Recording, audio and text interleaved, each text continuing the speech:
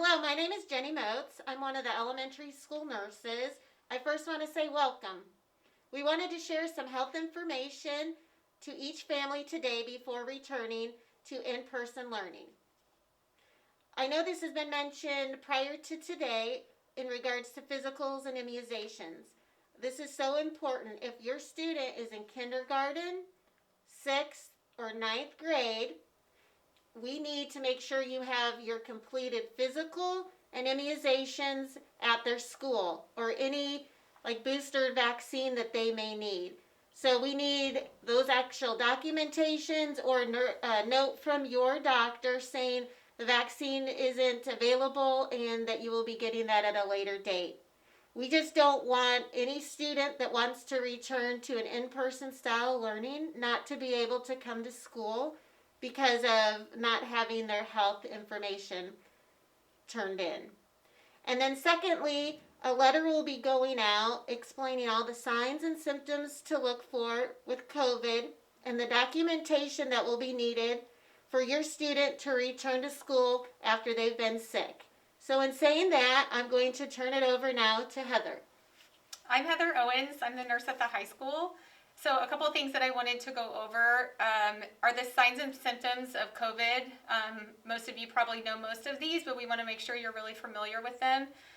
So cough, fever, sore throat, shortness of breath, fatigue, body aches, headaches, nausea, vomiting, diarrhea, abdominal pain, or any loss of taste or smell.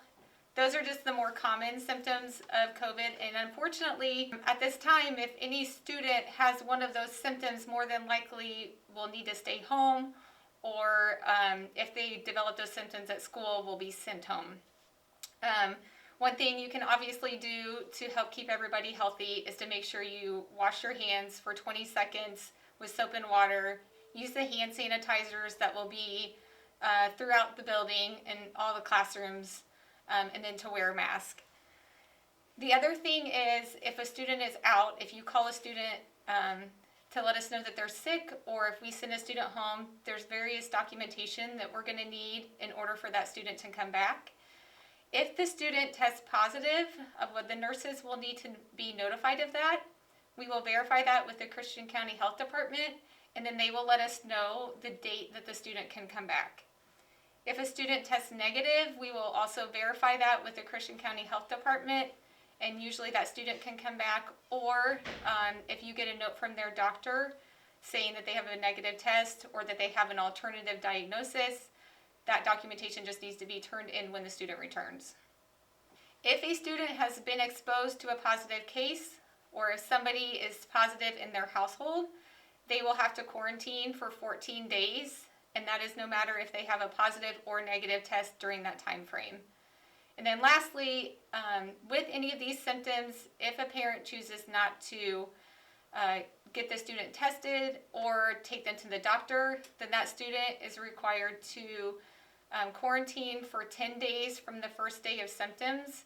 And when they return, we must have a note from a parent saying that their symptoms are improving and that they have been fever-free for 24 hours. So Susie is going to discuss the next. Hi, I'm Susie McClure. I am the nurse at Central School and at North School. We will be taking temperatures at each building, and it will look a little different at each building that you go to. This is just an extra precaution. We strongly encourage parents to keep their students home if exhibiting any signs of illness at all, even if they take their temp that morning and they don't have one. If they get sick while they're at school, the nurses in that building will assess the student and make a determination on if the student is going to be going home or not. We do have an isolation room in each building that the student will be taken to. And then based on the assessment, if the student is going to be sent home, the nurse will be contacting the parent for pickup. And I'm going to turn it over to Lindsay. Hi, I'm Lindsay Fox. I'm the school nurse at the junior high. With Susie saying the nurse will be contacting the family for pickup, it is very important that you have your updated emergency contact person. If we are unable to contact you as the parent, we will be contacting your emergency contact. Also, masks have to be worn at all times for students and staff. Proper mask wearing is over the ears, across the nose, and the mouth is covered. Please send students with an extra mask so they can put that in their locker in case anything happens. I'm going to turn this over to Jenny. Thank you. Just lastly, it's going to still look a little different when you're calling your student in for an illness. The secretaries may ask you a series of questions, and like Lindsay said, we're going to probably ask for a callback number.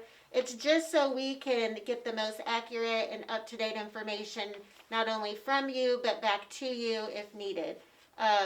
So we know a lot of this is new and will take some getting used to.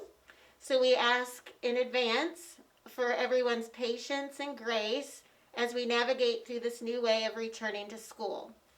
And for all of us, our promise to you as nurses is to keep all the students and all our staff healthy. Thank you.